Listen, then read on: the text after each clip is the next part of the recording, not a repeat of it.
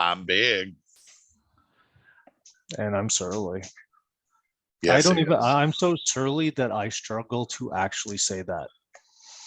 Because it is a mode that you want to react against just on principle. I just react against things on principle at times.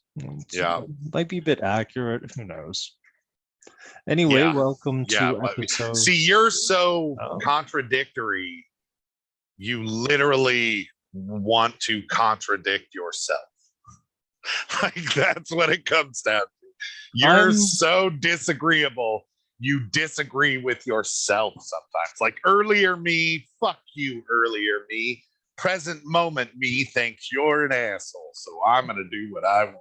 But see, that's kind of the thing, is that if you don't change throughout your life so that you're looking back on your earlier self going, oof, that was cringeworthy, then you're not growing as a human being.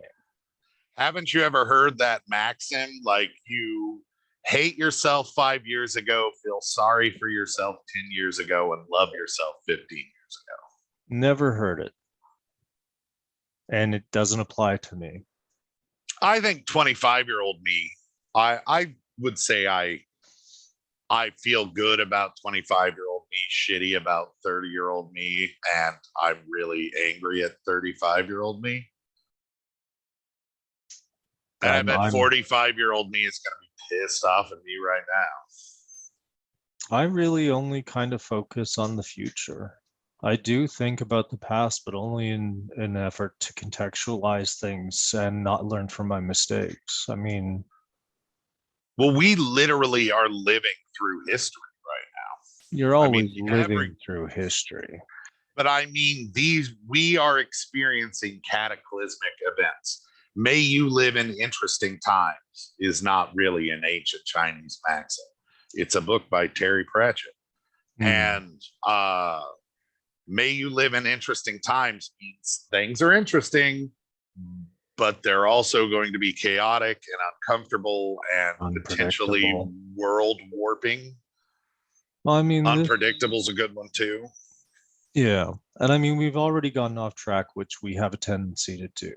I see it all feeding back in because what we want to talk about today. But just one second. What do you want to retrap? You want to retread? Yeah, just an introduction. Hey guys, we're big and surly. This is our topic for today. Let's talk about it. Are we going to retread our earlier topics? Well, I mean, insofar as I don't think it's worth going over them repeatedly. I mean, we don't have to be like a comic book. Last week, week, Josh had the power to get angry at the corporate establishment.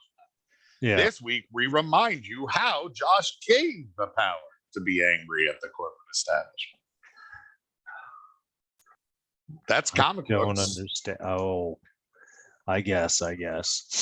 So, I mean, like, today is probably one of the most difficult subjects when it comes to this topic in a lot of ways, because, well, I assume it's a difficult topic because people on the left fuck it up so fucking miserably all the time.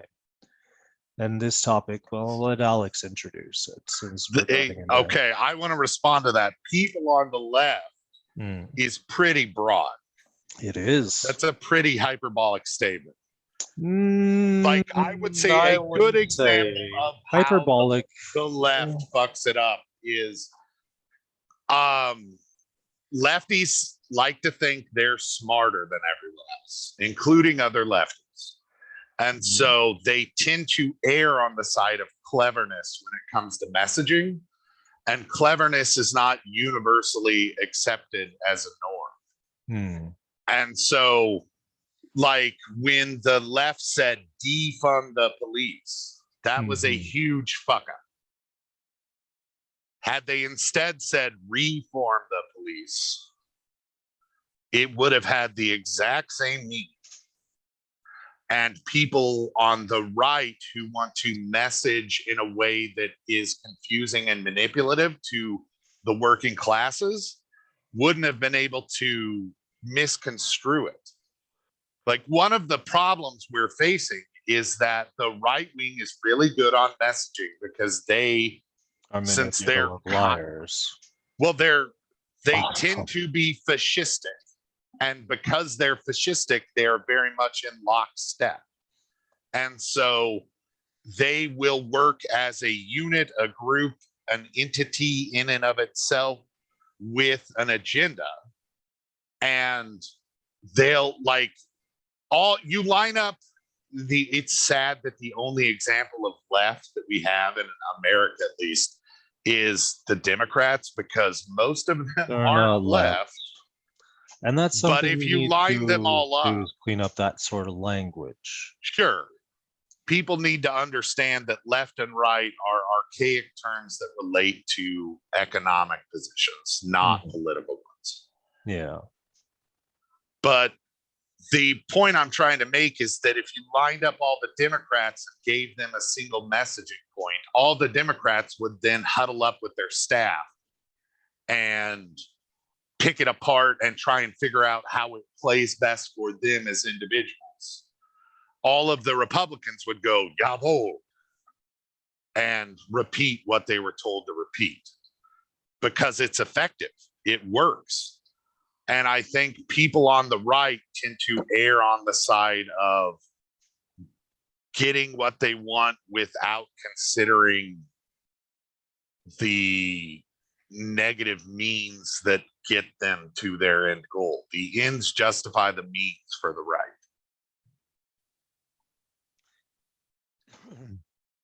And I mean, this leads into the topic we're going to be talking about today, is how to unify people who basically want to see life improve for not just themselves, but everybody else around them, which is what we need to see these days. And I suspect people are starting to understand that, which is why we're starting to see belief in union rebuilding. Someone made a point the other day when we were playing video games that I mentioned that we regularly mention Jeff when we do this, and someone said Bezos, and I said no, the actual person Jeff that's in this Discord channel right now, that Jeff, and they went, oh, okay. But I think we should start talking to Jeff Bezos. We know Jeff Bezos is intelligent. He's capable, he's driven, but somewhere along the line he lost the thread of humanity. And so I think you assume that he ever if you have had access to Jeff Bezos, get us to him. Play this for him, because one of the things. What am I going to tell Bezos? Yeah, what the fuck do we have to say to Bezos? I mean, I consider him I consider him essentially worse than Smaug in The Hobbit. When life gets better for everyone, life gets better for everyone. And I realize that sounds super condescending, but it's because I had to repeat the same fucking statement twice. It's called tautology. It's fucking infuriating. Is what it's called, because if Bezos had 1/10 of what he had, he would still be the king of the mountain. However, he would live in a society where everyone else's standards of living were so much better that they would be purchasing his products and giving the money that he had to give away in taxes right back to him. And the quality of life of everyone would be higher, so the level of civility in society would be much higher. That's pretty lockstep there. People who are comfortable are less of a shithead to other people. And I mean, that sort of precariousness, though, is something that our societies have been using to profit from and keep our 1% and 10% thriving for centuries. But we don't need to talk about 100 years ago or 1,000 years ago. Yeah, We really, need to to be talk honest about with you, tomorrow. that it needs to be understood that this Sure, but isn't something brand you're new. stepping all over my segue, Josh. God damn. Okay. The reason I say that is that we need to be looking forward to how do we overcome that problem.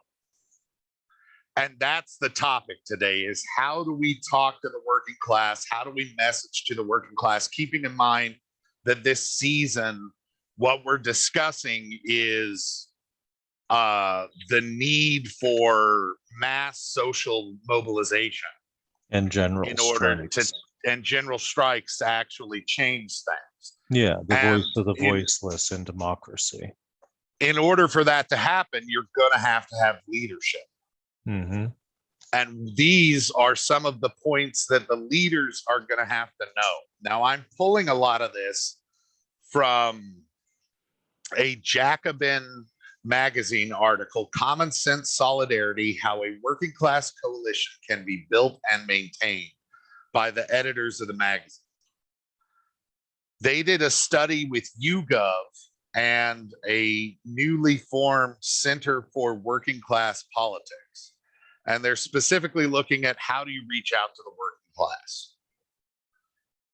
And they asked themselves 3 questions after recognizing that, for the most part, the terminology that we would use in American politics, at least, is progressive when we reference people center left, basically.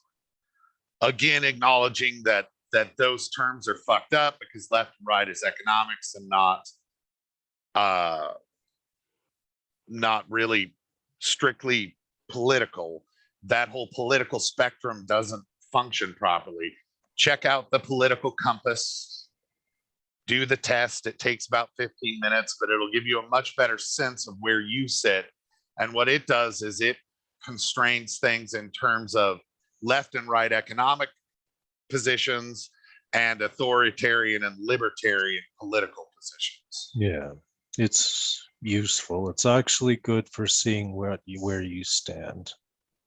And obviously, it's not enough. We really need a Z-axis with pragmatic and idealistic on it. I think that would be the next step to making that more holistic, because you have people who will do what's utilitarian and people who will do what fits their personal identitarian politics. Nobody is a utilitarian when the cuts are to their own well-being, as a rule. That's one of the issues with utilitarianism. It's often utilitarianism is that it is often employed, I've been finding, by people who don't feel they would be receiving the end results at the worst off positions. Like idealism has a tendency. Yeah, and I mean, idealism is like people who want justice dealt with, So.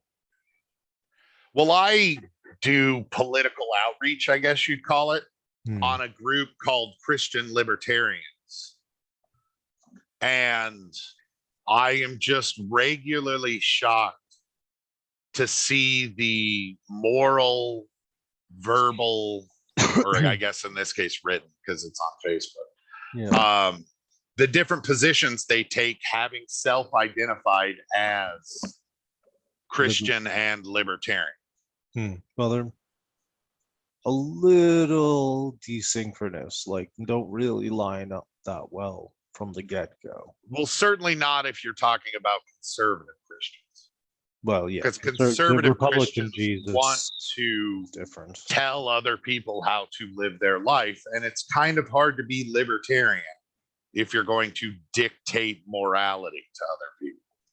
Yeah, I find libertarians to often be just people who are unable to like extend that empathy thing. Like on the right, capital L liberty. The right libertarians are definitely seem to lack empathy and whatnot. I mean, I describe myself as actually quite libertarian, and from political compass, that's what I am. Yeah, me but too. I'm also really far left. So I understand that my liberties are not exclusive and they apply to other people and they can't exist in a vacuum, so that there with rights comes corresponding obligations. And responsibilities. Yeah, well, obligations, responsibilities, same thing. Yeah. So I mean, there's a certain level of I'm just gonna do whatever the fuck I want to do. But if you're like, okay, well, I'm just gonna do whatever the what the fuck I want to do, what I want to do is fuck with you, they lose it. Well, that's why most libertarians, little L libertarians, Hmm. recognize the non-aggression principle. Right, but they don't understand how their own behavior is actually already fucking with it. It is surprising how many libertarians on the right cannot wrap their head around the idea that their economic behavior could be considered Moral behavior. violent, Yeah, or not just moral behavior, but predatory, violent, taking advantage of other people. that's moral behavior. Economics devoid of morality is where we are right now. We have built an economic system that is literally designed to prey on the poorest and weakest of us so that the rich can get richer and richer. People are going to want you to justify that comment. You don't think as I'm right? Oh, I think you're right. But I think the average viewer is going to hear that and either say, yeah, Josh, or they're going to say, what? Well, I And you mean, were the one who said you don't want to preach to the choir.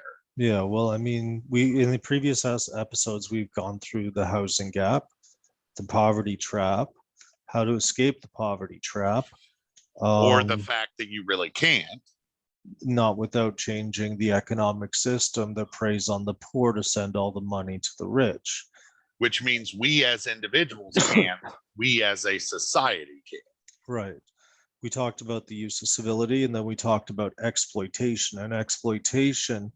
And these things are the things that contribute to draining, making it so people are living like hand to mouth and barely surviving, along with the fatalism and stoicism, where we think we're all by ourselves, we're all alone, and we can't reach out for help. We're less if we reach out for help. Our whole blaming the poor for being poor is a mentality that has helped neoliberalism, which is my point. Neoliberalism, like capitalism, is literally, if you understand the basic word, capitalism means who the economy is working for and who benefits from the economy. Neoliberalism is that on steroids. So that we've So seen. capitalism would mean it benefits the people with capital. Right. And that's what we've seen for hundreds of years, is that basically some of the worst people in society were trusting to make the rest of society better, and we give them preferential treatment. I mean, up to the 1930s, there was no such thing as white collar crime. Even now we're struggling with it. Like my own jurisdiction has trouble like accepting the fact that lawyers, judges, and cops here might be dirty, and I like the evidence is pretty overwhelming that there is definitely some of them who are.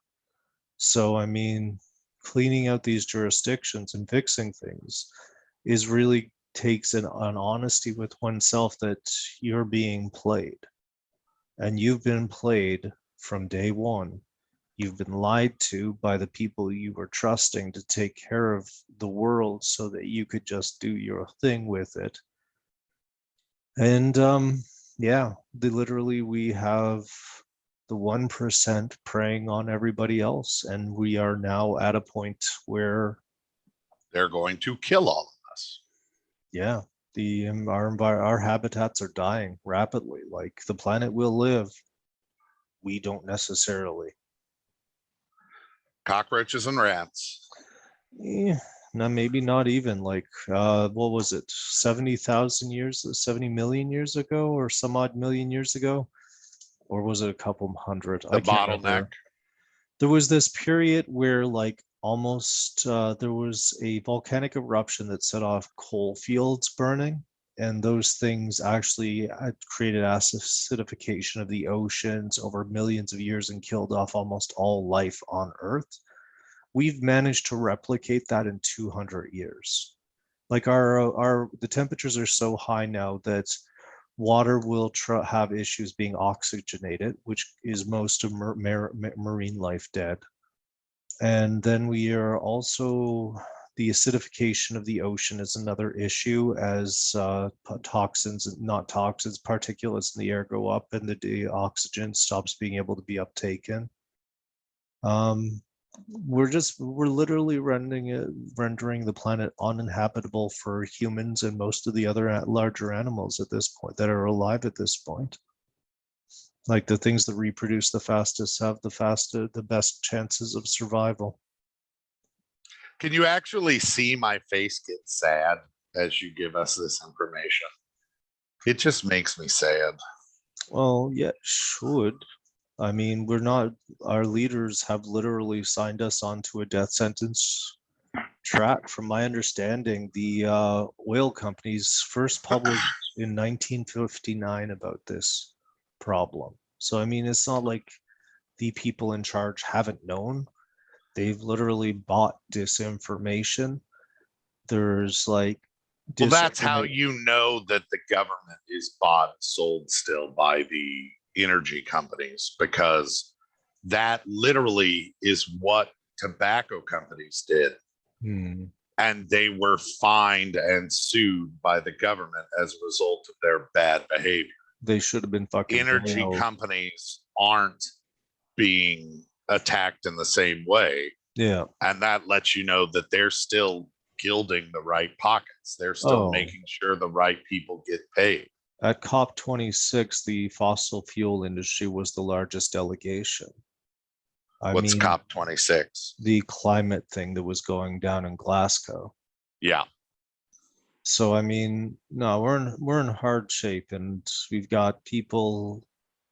The problem is like problem is there are some people whose attitude seems to be, I will die and things will be comfortable for me until I do that.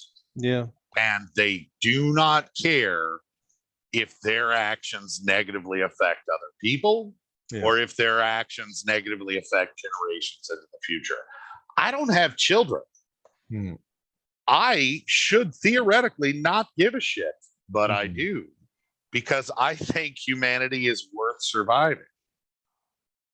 Josh is back and forth on the question of whether or not humanity is worth surviving. And he's still doing this. Yeah. So if someone as misanthropic as Surly over there wants to fucking change things, Jeff, why can't you? Why can't you help? Jeff wants to. Jeff understands the poverty trap. He's caught in it as well as everybody else. Well, now the meta says that this could be Jeff, our friend, or it could be Bezos at any given time. Yeah. What do we have to say to that fucktard? Apparently a lot of mean stuff. He's really like, you win more flies with honey or whatever. I see. This is the thing is like my attitude as an activist, and I've been an activist since the 90s. I was like into social justice and anti-war effort. Then it was environmentalism. Then after studying the science on climate change for a couple of years, I realized basically the species was dead. And still tried a little bit online, but basically figured people were too stupid. They're going to get what they deserve. And people just seem to be really focused on acting dumb. I mean, if it hadn't been for like my grudge match with the legal system and the fact that unless the human species survives, it's been an utter waste of my time, I don't think that I would have fucking bothered. I don't know if it's stupidity as much as it's just ignorance and being overwhelmed. Never underestimate the difficulty in convincing someone of your point of view when their comfort relies on you being wrong. Not even just livelihood, fucking comfort. And then they're like, we get Cheetos and wrestling is the modern version of bread and services. Well, I mean, like, Beer, Cheetos, and wrestling. what was it? Someone threw a word at me the other day online. It was like it's the non-proletarian working poor, the people who have no interest in actually changing their environment. Bourgeoisie. No, because they're still the proletarian. They're just like fucking, they could care less about the change. So those people, I think, are the ones who are most easily attracted to fascism because they're going to bury their heads in the sand until shit is so bad and they're so angry that they will take any excuse. Like they will take the path of least resistance to where they perceive as this mystical time when shit was okay. And I think we're seeing a lot of that right now. Well, that's a good segue back to what we were talking about, which is the need to reach out to the working class. Yeah. And in order to reach out to the working class, and that includes the working class that you think is reprehensible, you know, people who hold questionable positions, a lot of these people have been fucking brainwashed And screwed by the yes. life. Everybody that it lives near me, I live in a rural ghetto. Everyone that lives near me, there's an awful lot of folks that love Trump. They have saw no advantage to the existence of Trump. If not, things got actively worse for them on a day-to-day basis. Mm-hmm. And yet I still see Trump stickers in Trump 2024. I saw a Trump 2020, 2024, 2028 sticker on a guy's pickup truck today.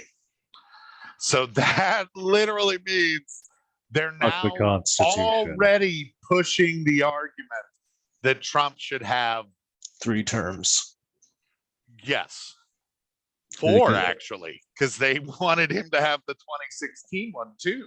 Yeah. Well, but he got the 2016. He didn't get the 2020, get the 2024, and then 2028. That's 3 terms. Sure, that would be 3 terms. Yes.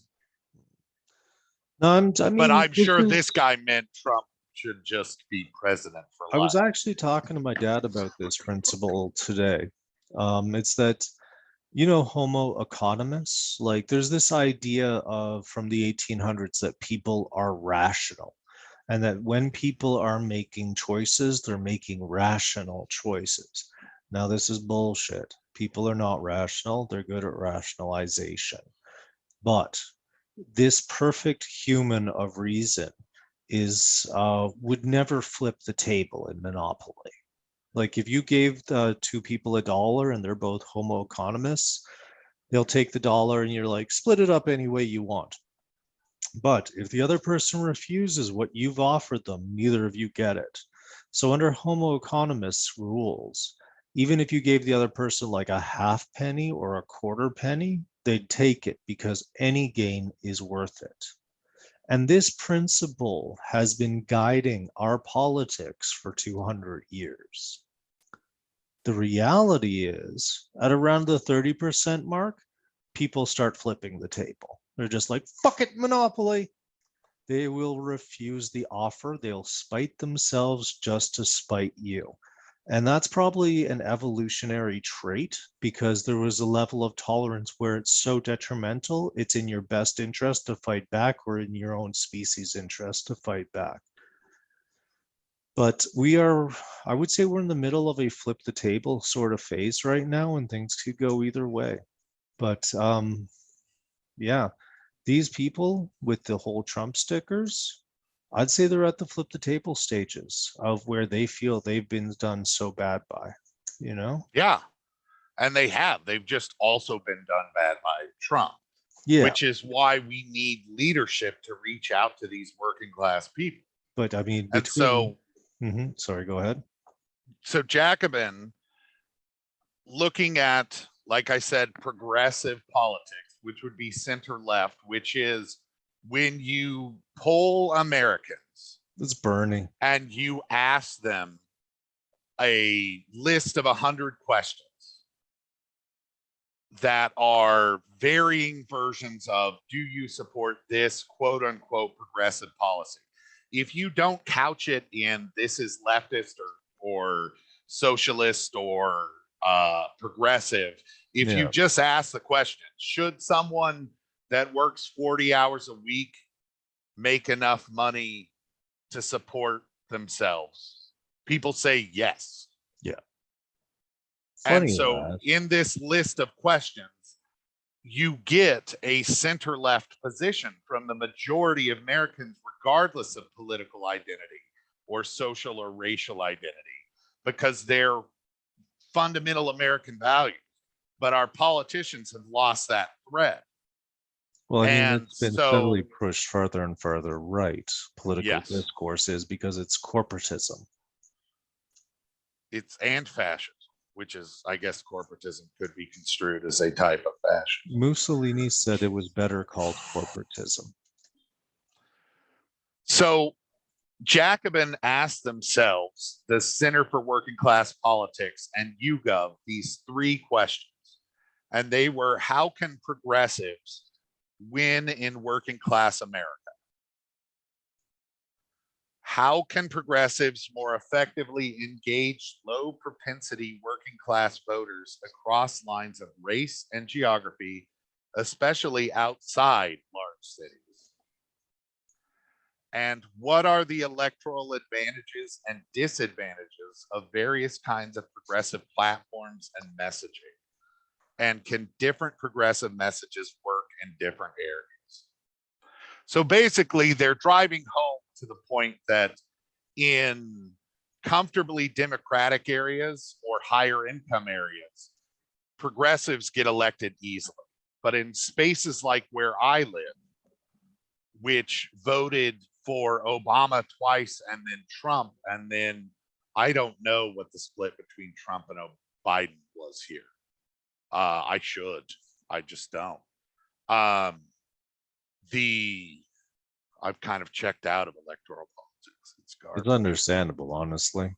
Electoral Um, politics stabbed fucking the citizens in the back decades ago. so many times. So Yeah, many times. yeah. Um, but so what can we do to reach out to unions, to non-unionized working class people, to the poor? And what is the sort of language that leadership, people who want to appoint themselves as leadership of these movements, can use? You're gonna give people motion sickness if you don't get that knee under control. I know, I'm twitchy. I could smoke another cigarette. I stopped twitching when I smoke.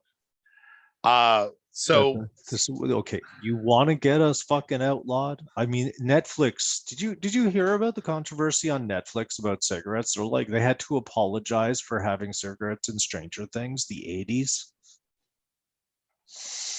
Anyway, you smoke that, stop twitching, and have fun. Back at you. it's good. Tobacco's It isn't. delicious. I'm a fat piece of shit and I'm going to die anyway. So why not enjoy my life while I'm living it? Well, the way you're going, your last like 20 years are going to be like crippled with joint pains. Yeah, and I have a really high pain tolerance. And yet I'm still suffering from chronic pain. Yeah. But I've always wanted to be a head in a jar anyway. So I mean, this issue. I mean, now why don't we explain why like the reaching out to the working class is so important?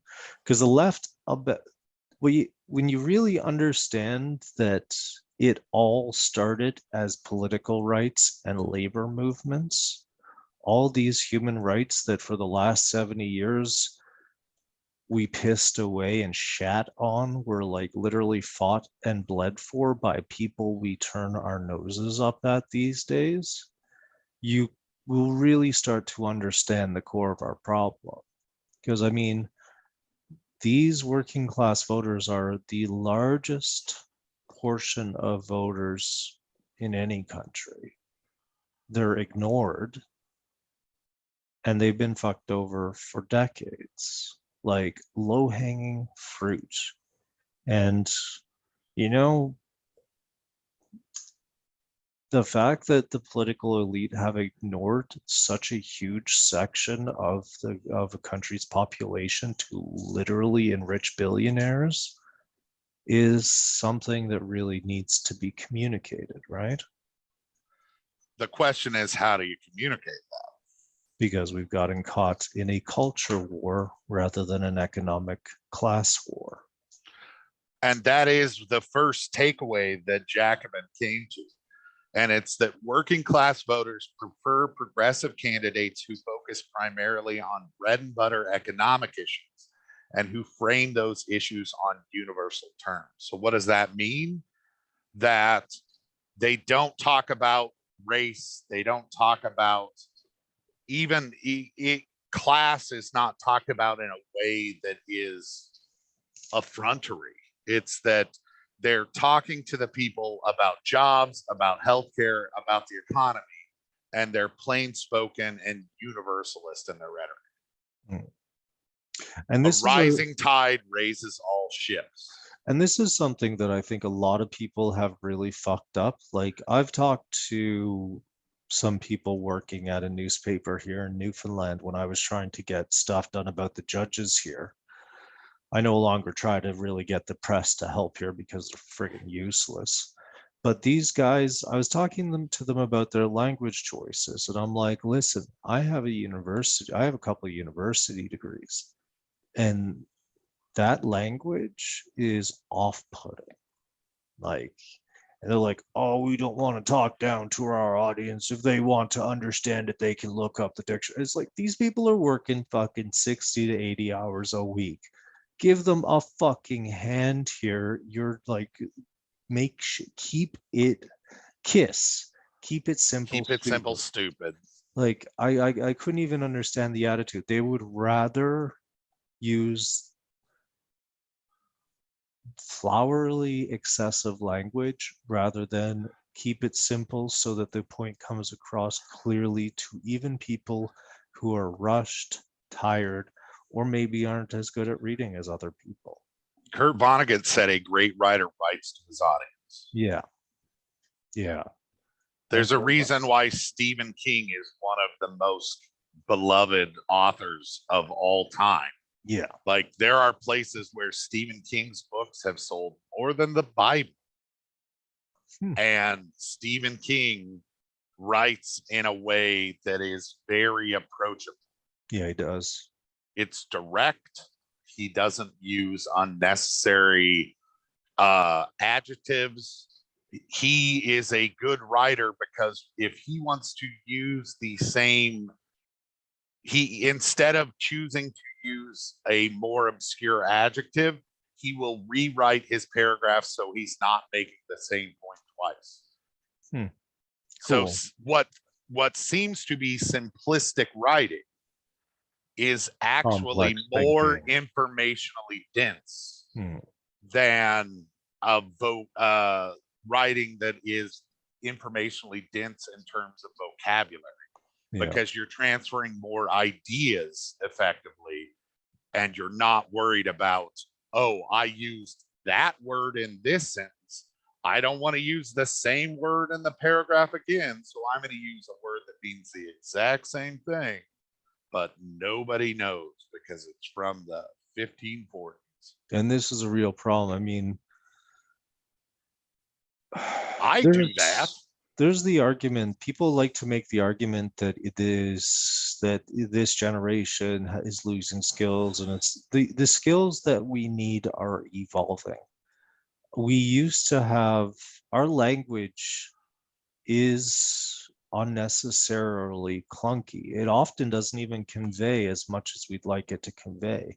I mean, if you look at Korean, their words for emotions and emotional connections are a lot more developed than their action verbs, whereas for us, most of our language is action verbs, to be doing something English rather than relational. Language.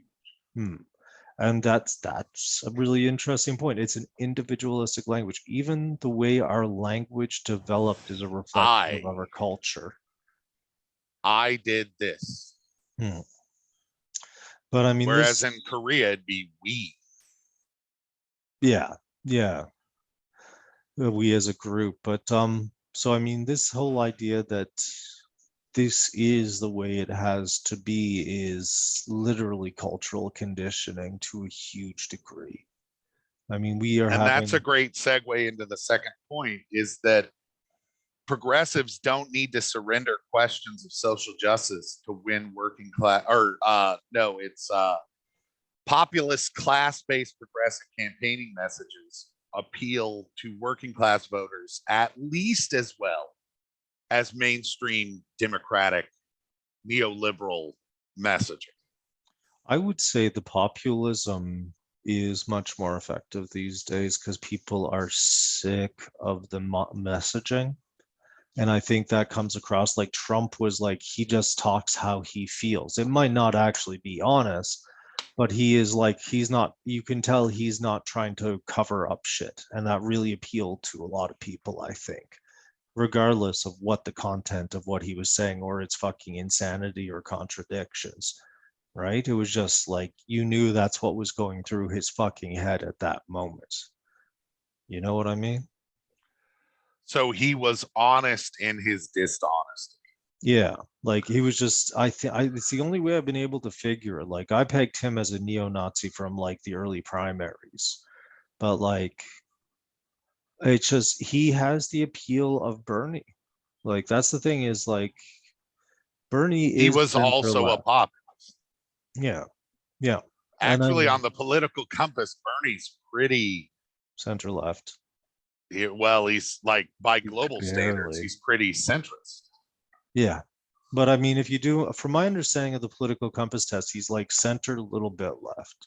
Yeah. And I mean, this is the dialogue we've got to realize that we are up against is that the Overton window, which is where we can talk, where we think the acceptable standards are, has shifted from like center to center right.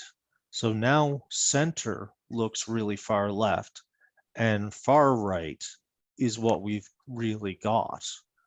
I mean, the left is disorganized. The left is its own worst enemy. It's frankly fucking embarrassing, honestly. Well, the big part of that is that you have a large number of people on the left that are authoritarian, That's true. They're and they're the ones there's who a seem to get the battle between traction. the libertarian left and the authoritarian left. Yeah, the authoritarian left is cancel culture people, Yeah, they and really are. but it's easy. One of the reasons it is perceived that they are successful in getting the traction is that it's really easy to report on what they do. And so the mainstream media, because all they do is talk and tell other people what they should be doing instead of get off their asses and do it themselves. Hmm. So it's really easy for the talking heads on mainstream media to either vilify what they're saying or support what they're saying and have an inane conversation about inane nonsense Yeah, and I because mean, somebody got their feelings hurt one yeah, time under a certain set of circumstances. and there is some legitimacy to that. Sometimes like calling people out is very necessary. And sometimes the people who are getting canceled are actually probably being canceled for good reasons. Weinstein, that was a good cancel. Harvey Weinstein. The dude who jerked off in his room, the comedian. Louis C.K. Yeah, that one was over the top. The shit that happened to Azurus, or whatever the fuck, that I'm comedian. sorry. Thank you. I'm really bad with names. I apologize. That sounded like a bad date. And I mean, canceling what's happening in Me Too is fantastic. I hope it keeps going. But the media really helped distort it and take it off track by like canceling people who were just being dickheads or a Al little bit Franken. insensitive. What did he do? Uh, all I ever saw that he did is he made a U.S. servicewoman uncomfortable Okay. by hugging her, I think it was. Hmm. Well, I And mean, he personal had to space is resign personal from the space. Senate. Now you Okay. wonder if that he's so easily resigned from the Senate. Is he are were they pressuring him to do so? Or was there much worse stuff that didn't come out? He got out so that it wouldn't be publicized. I mean, it's so easy to fall into conspiratorial thinking Yeah. when you think about this stuff. And sometimes the conspiracies are true. I mean, the shit that's going on. Oh, there's been several. Anyway, Montesanta had some issues. Monsanto. Yeah. But then, yeah, those lawsuits are still ongoing. There's a number of things. That's kind of the weird thing is like the flood of conspiracy theories often hides the things that are legitimately wrong or distorts them to levels where they don't even make sense. But like the anti-vaxxer one started out because of vaccine injuries and like family doctors treating women like they were fucking morons, which it was a bad combination. Like would deny that vaccines had anything to do with the vaccine injuries, stuff like that, and really condescending behavior, from my understanding, is what really helped that group become solidified. Well, and there's regular abuse by medical practitioners socially, especially in America, because the idea is your medical practitioner is your knowledgeable figure that is beyond reproach. And so if you reproach them, they react negatively. If you call bullshit on what they say, they freak out. You go, wait a second. They go, oh, WebMD. And you're like, no. I'm capable of reading scientific studies. Have you read X, Y, and Z?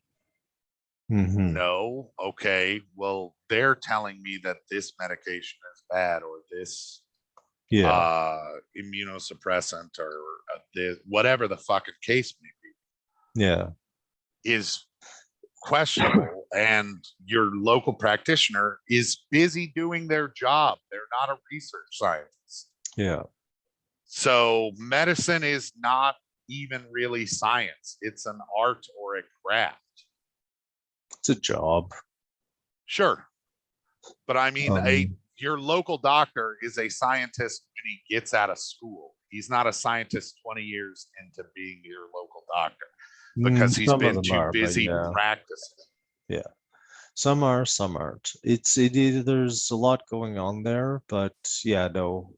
This absolute trust in authority, and I find that a number of professions have difficulty accepting things. Like I've had my background is I have a history with law, and I've been in court on criminal charges that were utterly garbage and has now been dropped and found innocent, blah blah blah. But one of the things I did was really pressure these people. I was really pissed off about the false charges, and I knew I was going to win eventually. So I kept pressuring the judges the way I had been before the criminal charges where I'd been hit with. And I had them screaming at me. I had them threatening to throw me in jail. I had like all sorts of shit for not removing my hat, not standing up when they came into the room, not addressing them as justice, calling them Mr., things like that. Now, what you have to understand is we actually, as a former lawyer, you really have to understand that these people are so used to never being questioned.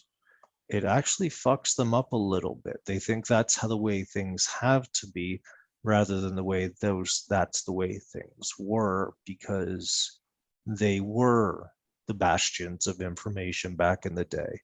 And in their specialized areas, they're still bastions of information.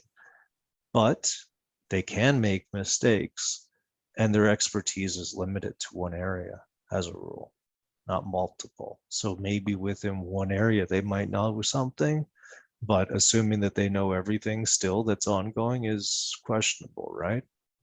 And since they're human, they have their own inherent biases. Yep. And if they haven't bothered to learn what those are and try to mediate them, then they're even worse off. Look at this judge, that's how he's handling the Kyle Rittenhouse trial. Yeah, that one's It kind of dividing people, eh? very much seems like the judge is falling on the side of manipulating the court proceedings so that, I think it's and this getting is not, appealed one way or the other. sure, it's going to get appealed one way or the other. Yeah. He's got, I'm sure there are some horrible rich people that are helping him pay for what, for Well, his, I mean, you got Buddy with the ringtone. He was like reading a magazine in court, not allowing the use of victim, but allowing the use of other terminology that was yeah, equally loaded, if not worse loaded. Like this guy's. The best thing I've seen about this guy is that if this is what this guy's acting like on television, imagine what they're getting away with off of television. you mean the judge? Yep. Yeah, that's down a whole nother rabbit hole. Let's bring it back around. Progressives do not need to surrender questions of social justice to win working class voters, but certain identity focused rhetoric is a liability, is their third point. Yeah. The culture wars were picked because they're fucking retarded. Nothing personal, but people don't care what you're doing as long as they're doing okay, is a pretty hard rule of thumb. I mean, keeping the wedges alive, using the wedges to disrail progressive movements, like, yeah, these things are important, but we've lost everything in the last 50 years while winning every single fight in the culture war. Like the entire gains for labor, all women's rights gains, all fucking like labor gains, women's rights gains, human rights gains, gone, literally ruined in exchange for slightly better individual civil liberties. And I understand that you want that. I like the problem is I understand why these people want what they want, but Yeah. I mean, this is the problem with what you're struggling with right now. Is why the left is always going to be at a disadvantage to the right, because the left is actually going to consider the position of the people that they're drawing upon. That, I am not going to dance around it. Gay marriage is what you're talking. oh, I'm talking about Expansion trans of, rights. I was yes, talking all, about yes, the alphabet LGBTQIA, people, as yes, what's his face calls it. LGBTQIA right expansion has come at the loss of Everything. all, yes.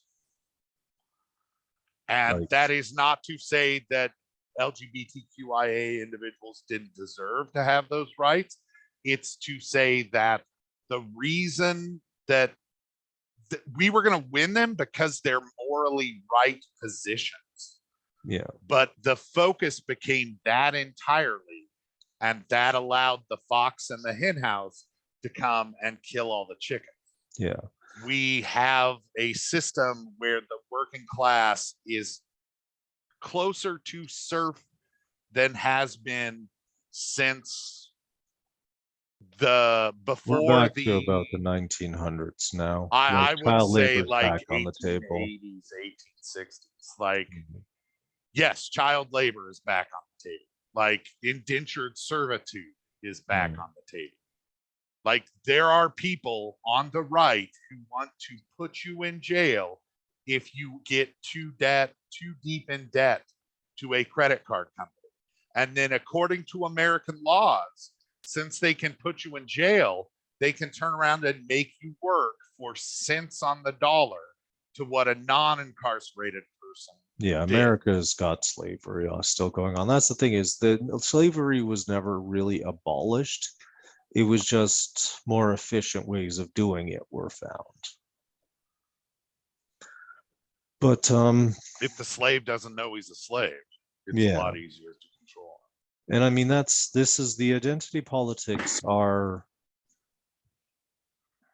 I mean, as societies become better off, as individuals become better off, they're going to be, their anger diminishes, their stress levels. Like if they're always in pure competition, any difference will not be acceptable. If people are not worried about being homeless, if they're not worried about this, if they're not worried about that, no one's going to give a fuck who you fuck or who you think you are. I mean, it really is that simple. That's how people operate. Like they become vicious bastards the worse off they are. They become more generous and considerate the better off they are, the more headspace they have. And I think the point we're driving towards is that an increase in individual civil rights can't be won at the cost of all of your social rights. It can't even, it won't, can't, it's not even just one, it's not maintained. I mean, what's the point of being able to like, If the system completely decays, they're going to take away your civil rights then too. yeah, well, I mean, we've already seen the destruction of women's rights over the last 20 years. Do you think it's not going to regress for the rest of the alphabet people, the alphabet people, if shit gets bad enough? We see the toxicity and increasing anger against minorities over in Europe as various countries start to go like full fascist. Like that will happen. That's what happens. If you're the other, you will be targeted as the other. The thing is, there are more of us others than there are them, the mainstream. But remember the bell curve.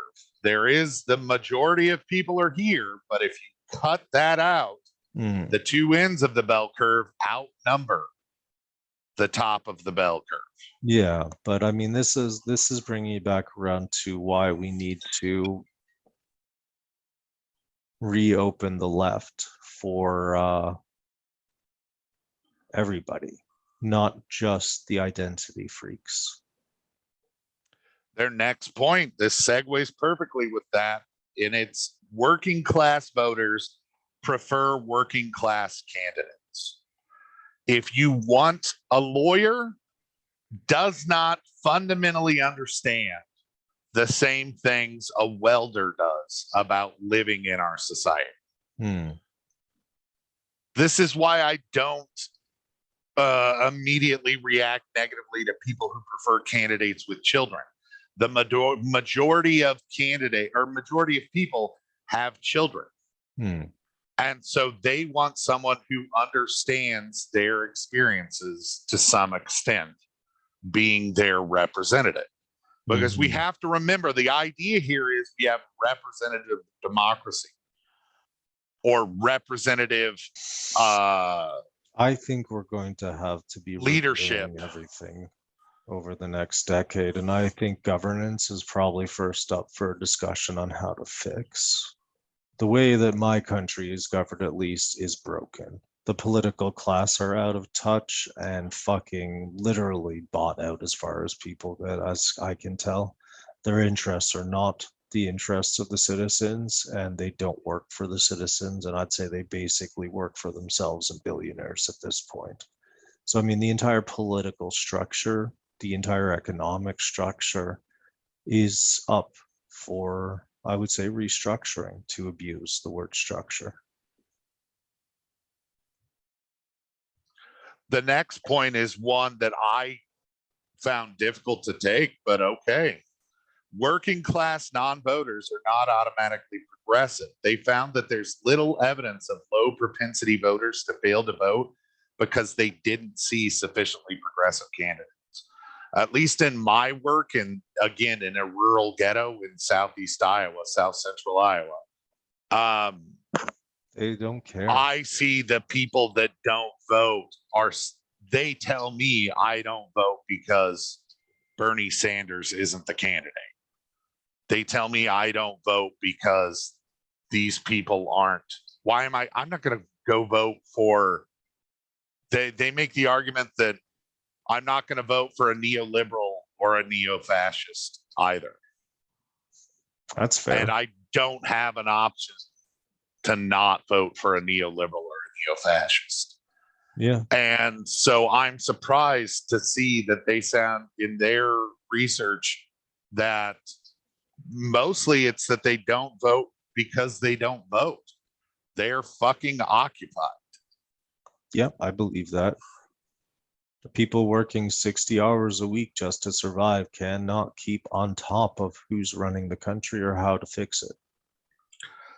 And So they their have to last be point, helped. yes, exactly. And their last point was that blue collar workers are especially sensitive to candidate messaging and respond more acutely to the difference between populist and woke language. Yeah. Populism, So, yay. Woke, nope. yep. Because woke implies someone has failed. Do you know what's Woke interesting? assigns blame often. Is woke used to be, from what I understand, like a word of like decent, like a good word among people of color, young people of color. Yeah. It And means it you are got aware of the reality of the world. hijacked. It But got that's hijacked. this is why I've never understood the fact that I just don't know how the fuck black people are still eating shit in our fucking country. Because everything that's happened in the last 100 years culturally has predominantly come from the African American community. And the It's a fact that vibrant so culture. many fucking white people can't recognize that is insane to me. It's indoctrination. Like, you left I don't even America. know if it, I think it's, but there's also this issue of inherent bias. And there's this question of like, I'm just like, I'm racist, but if I see a black man walking toward me on the street, I'll clutch my purse. And that exposes an inherent bias, right? Yeah. You are, for some reason, you're frightened of black people. Well, that's in part because the only bad guys on Messaging TV from the shows for a television. while were black guys, Hmm. like through the entire 1980s. Mhm. Thug, black dude. Yeah. And, but this is what, like, especially when we're talking about messaging to working class people, is that we have to be aware of the fact that working class people are not to talk over them as a problem, but to talk under them as a problem. To treat them as stupid is going to be as off-putting as not. And that is what's happening with a lot of this woke language. So if you over-talk them like your local newspaper is, they're not getting effective communication. And if you under-talk them, if you imply that they're somehow racist because they aren't woke enough, is going to drive them away too. I mean, the easiest is here. We haven't had our Alex moment. Let's have our Alex moment. Do you hate anyone else because of the color of their skin?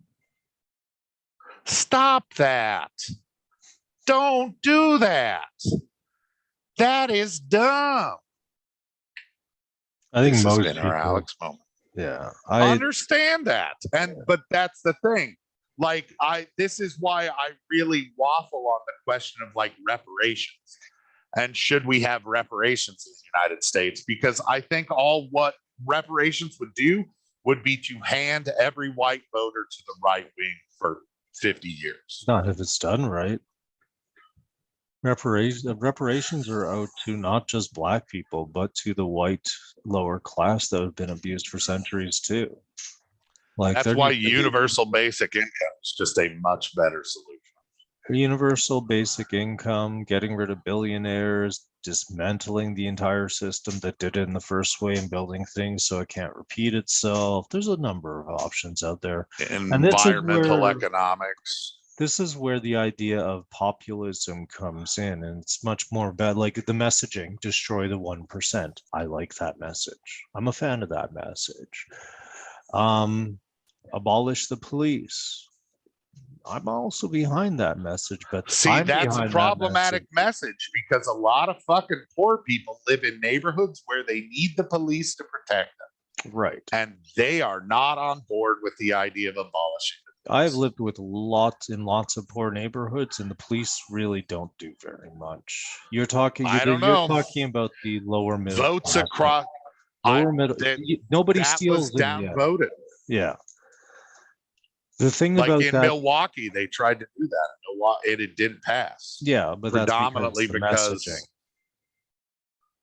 because yes, don't call it abolish the police. Call it reform the police. No, abolish the police is the right one. What are you putting back in its place is Well, the then you have important. failed to learn the lessons of this article because No. this article says abolish the police, bad message. Reform the police, okay, that's something people can understand and get behind. Right. But the thing that article, I'm not a politician. See, this is the difference between activism language and political language as well. Because abolish the when it comes to populism-based slogans, the things that are easy to remember are good. Populism is like things that appeal broadly. So, I mean, what part of that would be education and education and agitating people on the areas where they should be looking at. But when you're talking about appealing to blue collar workers or the labor force, what is populism is going to be a real important conversation. I mean, I think we should be appealing to those people. We should be using language that accommodates their understanding. I do online. Because the whole point of this is to give you, the viewer, the language to take and have conversations about what we're talking about with people in your life that don't know what you know. I'm going to assume I'm not trying, when I ask Josh to explain something or give information, or I give like undue information, it's not to talk down to you. It's because the person next to you on the bus that's listening to us too might not have the background that you have. And so our goal is to try and edify and educate and entertain all at the same time, which is a fucking challenge sometimes. Yeah. But the goal is to give you guys the language to take what we're saying, because we honestly believe what we're saying and think there is sufficient evidence to back up our belief as justified and logical. And to take that information out into the world and use it. Yeah. But I mean, back to the whole populism thing versus woke thing, is the difference between populism and woke is education. So from an activist point of view, you get going to build to the activist goal is to help people get to the progressives. The progressives' goal is to harness the energy. Well, that's the question. What kind of leader do you want to be? Do you want to be an activist? Do you want to be a politician? Yeah. And if you don't, I don't want to be a leader. Do you want to just be a foot soldier? Do you want to be a talking head? Go start your own podcast that talks about all this stuff, and maybe you'll be more popular. And what you can do is watch our episodes and then repeat everything we say with an attractive face and a better vocabulary, and that'll be effective. Honestly, I don't give a shit. If that works, hire us as writers and pay us scale. I'm always thrilled once a forum starts saying exactly what I've been saying and everyone's starting to like it, because then I can change topics and move on to the next thing that people will scream at me for a few months. Yep. It's fun. Yeah. Yeah. Well, So you've run out of energy. Points? Oh, I'm no, you've run out of energy. Yep. And I need another smoke. So I've been big. And I've been sleepy. I mean, surly. Aw, little buddy. I know. Like, share, fun stuff. Subscribe, yada yada. You know what you're doing. I know we're supposed to explicitly say it, but I feel like an asshole when I explicitly say it because self-promotion is not something that comes naturally to me. Yeah, I could care less. I just get distracted quite easily. Yeah, like in this closing. Mm-hmm. Have a good one. Bye bye.